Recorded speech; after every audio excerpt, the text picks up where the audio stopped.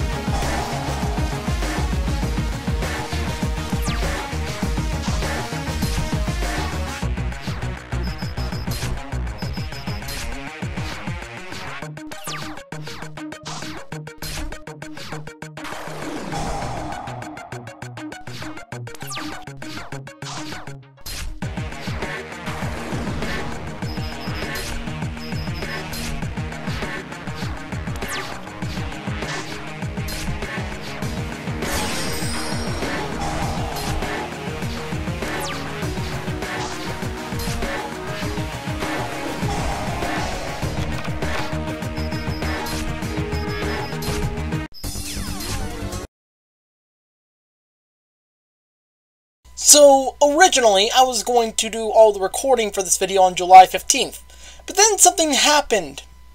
I noticed that the ban list had dropped, and look who's at 1. You know what this means? 3 more rounds, here we go.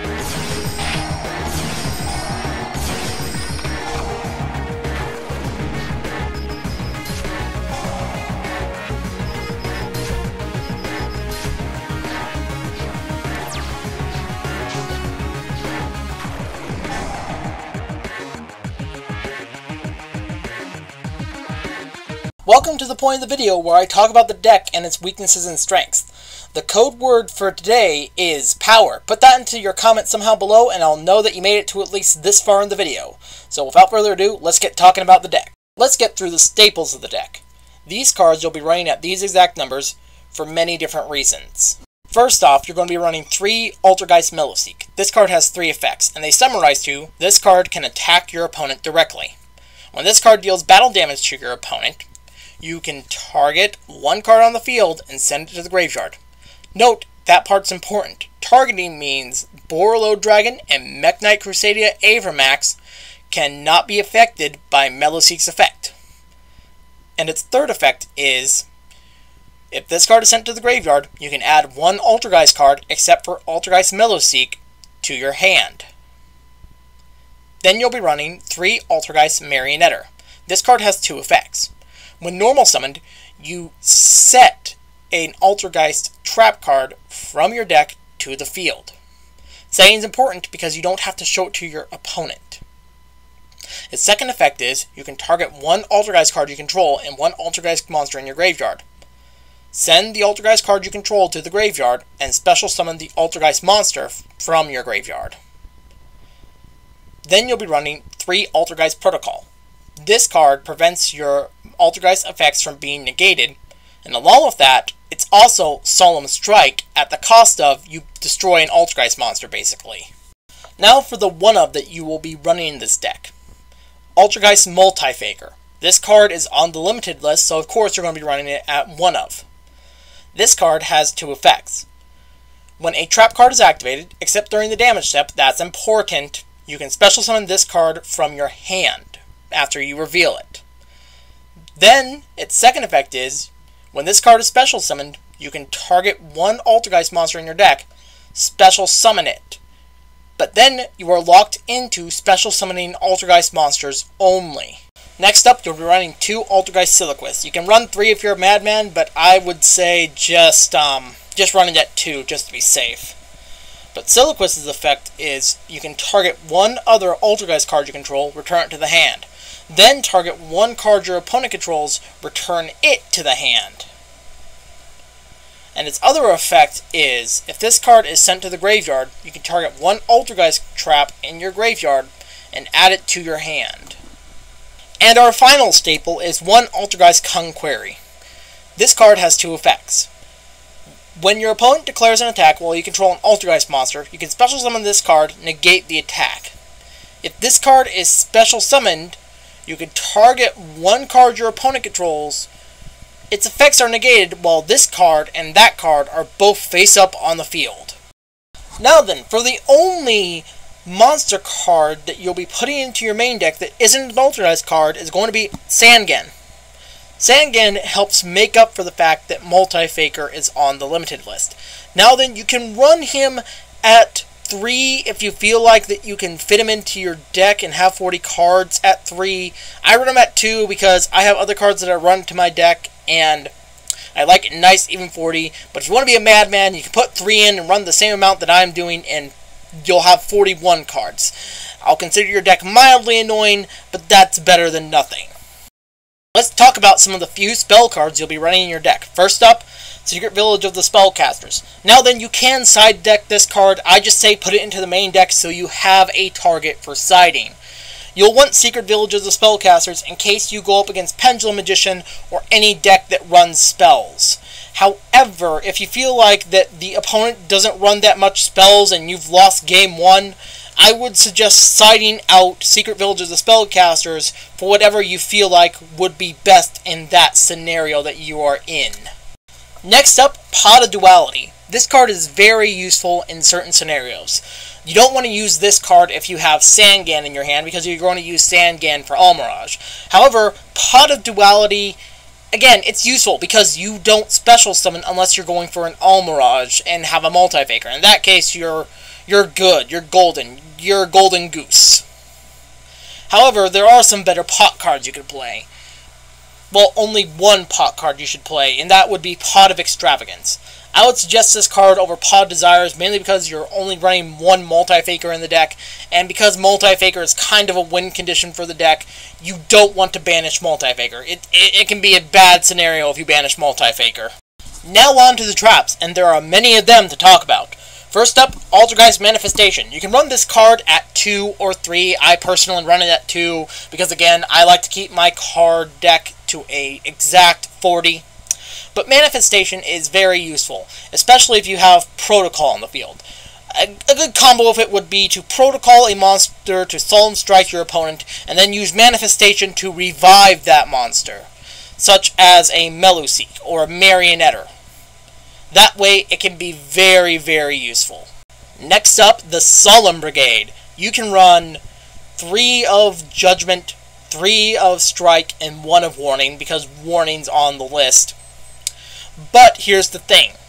If you have Solemn Judgment and another Solemn card, activate that other Solemn card first before you activate Judgment.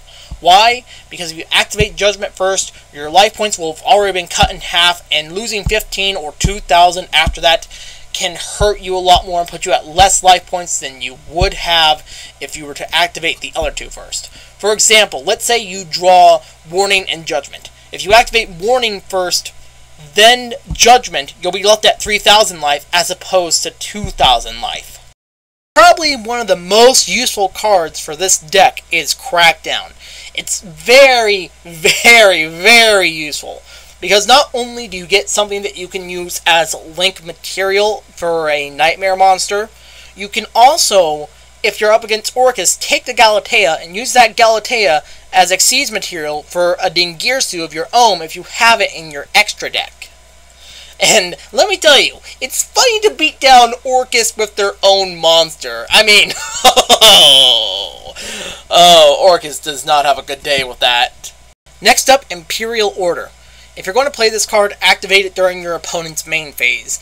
That way, you won't have to pay 700 life points during their standby phase, and only have to pay 700 life points during your standby phase, then their standby phase. It helps you out in the long run when it comes to how many life points you have left and how much damage you're dealing to your opponent over time.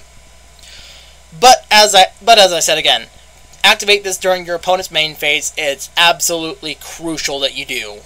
Next up, I would suggest 3 Altergeist Hextia. Why? It's the easiest Altergeist to make, and having 2 of them on the board means that one of your Altergeists will have 3,000 attack. And with its effect of basically being able to negate a spell or trap card by attributing an Altergeist monster it controls to, you're good, you're golden, you're solid. And hey, most of your Altergeist monsters that you're going to be running in this deck have an effect of, if this card is sent to the graveyard, do a thing. So I suggest doing that. Next up, you're going to run Altergeist Prime Banshee. This card, it's nice to special something from the deck, and along with that, again, if this card is sent to the graveyard, you can basically take an Altergeist card from your graveyard, add it to your hand. So that is really, really nice. Next up for the deck, either 1, 2, 3 Link Karibo. I don't care how many you run, just run Link Karibo. It's really good for stalling out your opponent and making sure that they can't kill you immediately. Especially when they declare an attack with a very high attack point monster, you can just be like, hey, no, that thing's attack points are at 0 now. And then with Celiquis on the field, most likely, because you should have Celiquis if you use Meluseek to add Multi-Faker to hand, and at least have some traps in hand and have activated one. You should have Celiquis and Multi-Faker on the field. Then that way you can bounce back a monster with more attack points and then not worry about the 0 attack point monster for the rest of the turn because it can't do anything. So your opponent will have to have 3 or more monsters with high attack points to OTK you. You're going to live a lot longer if you use Link Karibo in this deck. Now then, let's talk about some very useful cards that you can use in tandem with Crackdown. Because these cards are generally useful, you can use Borreload Dragon in order to help with a Crackdown monster. Just say, hey, guess what? Your monster is now going to be mine, and then on your next turn, use it to help you make Borreload Dragon, and you're golden. Then there is also Nightmare Phoenix if you don't have that many monsters on the field and you need to get rid of a spell trap. You can just be like, hey, I'm making Nightmare Phoenix now, discard, blow something up on the field that is a spell trap, and then you're golden. If you're playing up against Orcus, you're definitely going to want to run Dingirsu, the Orcus of Evening Star, in your deck, because it is funny when you can beat Orcus down with their own monster. Next up, Salamangreat Almirage. You're going to want to have at least one of this in your extra deck. Now then, Almirage will protect your monster from being destroyed by card effects. So that means cards like Dino Wrestler Pankratops is going to be useless, mainly because Salamangreat's Almirage's effect is also a quickie. And that is, again, useful because they have to destroy your monster by battle. And once they're in the battle phase and they declare an attack, you can just be like, hey, use Celiquis' effect, pop that back to hand, and they can't do a thing because Celiquis can't be destroyed, as long as you target it with Almirage. Well then, I realize I haven't talked about this card yet. That's because it's in the side deck, and I don't talk about them until, like, the last part of the video, usually. But for the side deck, you'll be having Super Polarization, and you're going to need targets for Super Polarization. Salamangreat Violent Chimera will be one of them. This will be good up against your Salamangreat matchup. Predator Plants, Dragostupida, and Starry Venom Fusion Dragon. These two are good up against Danger Thunder Dragon. Not only that, but Starry Venom Fusion Dragon is also good up against Orcus decks, because they'll get locked into dark monsters after they go into, not after Galatea usually. So you can usually, if you have Super Polarization in your hand or on the field face down, activate Super Poly, they can't respond to it, target Galatea and target the Orcus monster that they just summoned off of Harpor, and bring out Starving Venom Fusion Dragon. But again, that's just one example of what you can do in that kind of a scenario. Now then, for your side deck, let's get into just some cards you can use in it. First off, you're going to want to be able to use Super Polymerization, because as I said earlier, you'll be running 3 Super Poly targets for 3 different matchups. So Super Polymerization is a no-brainer. Run that at 3 if you can. If you have like 2 or 1, put it in your side deck, but also keep an eye open for what else you're going to put into there. Then there's also Rivalry of Warlords. That is a fantastic card to use up against Danger Thunder Dragon, and a fantastic card to use up against Orcus, because if you flip it over after they summon one monster, they're most likely not going to be able to special summon out anything else that is a different type. So they're locked into that type, and you are locked into spellcasters. So you just activated a funny scenario. Then there's also one card that you might think I'm a madman, but hear me out, hear me out, hear me out. Drowning Mirror Force. Why Drowning Mirror Force? Sometimes you'll be attacked, and sometimes you can't do anything about the attack, except for flip over a Drowning Mirror Force and give your opponent the middle finger. Now then, you may be noticing that your main deck isn't at 40 cards, and your side deck isn't at 15 cards yet. Here's what I suggest you do. Fill slots open with hand traps. Why do I say that? Well, because you're going to need more targets for siding. Because some hand traps are good in some scenarios, some hand traps aren't good in some scenarios. So, if you use the hand traps in those slots, you can side them out for whatever cards you need. If you can think of other cards to fill up your side deck with, go ahead, do that. But if you want to follow the list that I'm making here of which cards you should use, then just fill those up with hand traps. Now then, I forgot to talk about two cards, so I'll talk about them really quick. Soul Drain and Personal Spoofing. Soul Drain is really good up against your Salamangreat matchup and your Orcust matchup. It locks down the graveyard and the banish zone. Another card you should probably maybe think about running is Personal Spoofing. Honestly, as DZ said in his video, this card isn't really good right now because of Ash Blossom in the meta and how prevalent it is. But if Ash Blossom ever does leave the meta, put Personal Spoofing into your deck. Now then, I'm going to show you guys the deck that I was using throughout the last 3 duels of the video, because that was for the new ban list that had came out. Now then, a thing to note here is that Pod Desires and Dingirsu are in this picture, but Dingirsu not only wasn't in the deck while I was recording for the video, but he was added like when I took this picture. And Pod Desires is in here. Throughout these 3 duels, I found out why Pod Desires was kind of iffy for this deck, and it banished my multi-faker in one match, and that's how I realized, oh hey, Pod Desires may not be the best case scenario. So if you have Pod of Extravagance, you can swap that out with Pod Desires, or if you don't have Extravagance but you do have hand traps on you, you can swap it out for a set of hand traps. If you're noticing another thing about this deck, that there are some cards in here that I didn't talk about in the video, specifically Heavy Storm Duster, Compulsory Evacuation Device, and Breakthrough Skill. Now then, Breakthrough Skill, I feel as if it's good for the deck a little bit. You might want to run 3 of it, might want to run 2 of it. Then there's Heavy Storm Duster over there. I felt as if this card was a bit in the deck, to be honest, mainly because of all the decks that I went up against weren't very spell and trap heavy. And then there was Compulsory Evacuation Device. Run 3 of this card in the deck if you can get it, mainly because it's basically a Seliquest effect. It's very useful. Now then, be warned, if you play this deck, there are going to be some big weaknesses for the deck. For instance, Twin Twister. That card will get rid of 2 of your trap cards, so be careful of it.